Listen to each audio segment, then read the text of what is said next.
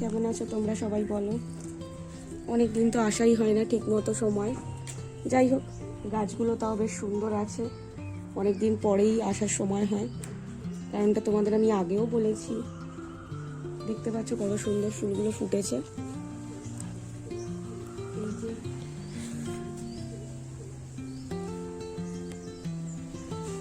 গাছগুলো এত সুন্দর হয়ে গেছে, কিছু পিটুনিও এখনো পড়ে আছে,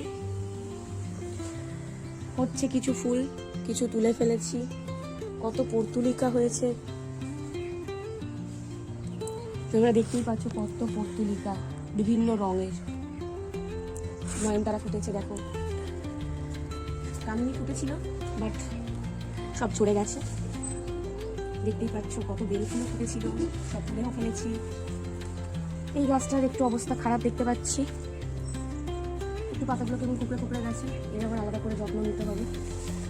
গন্ধরাজ ফুটছে, গাছটা যেহেতু অত্যন্ত ছোট তাই ফুলের সংখ্যাটা অনেকটা কম।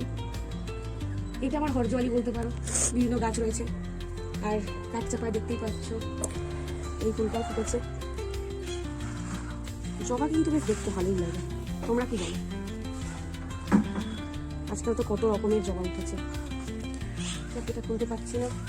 এদিকে দেখতে পাচ্ছ আমার বেলটগরেও ফুল ফুটেছে, অনেকগুলো আগেও, কুড়িও আছে অনেক। এই একটা জবা, এগুলো আগেও শেয়ার করেছি তোমাদের সাথে, বাট এবছর আবার নতুন করে তোমাদেরকে দেখাচ্ছি।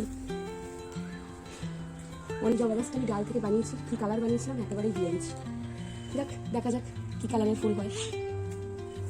দেখো, এটা একটা আমার নতুন অপরাজিতা। এই গাছটা আমার নিচে ছিল, সেখান থেকে একটা দানা দিয়ে আমি এই গাছটা তৈরি করেছি। গাছটা খুব সুন্দরও হয়েছে।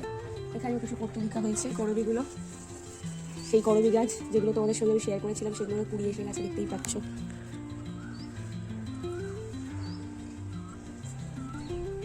এই যে মানে এই একটা জবা, সেটাও দেখো গাছটা কিছু কিছু টুকরেছে পাতা।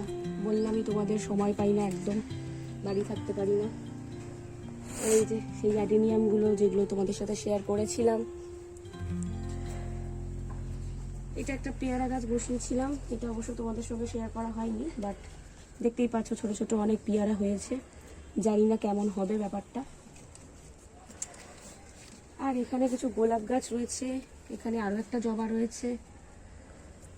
এই গোলাপ গাছগুলোর অবস্থা খুব একটা ভালো ছিল না, বাট এখন দেখছি একটু সুন্দর। এই ছিল আজকের ভিডিও, আজ তাহলে আসি, টাটা।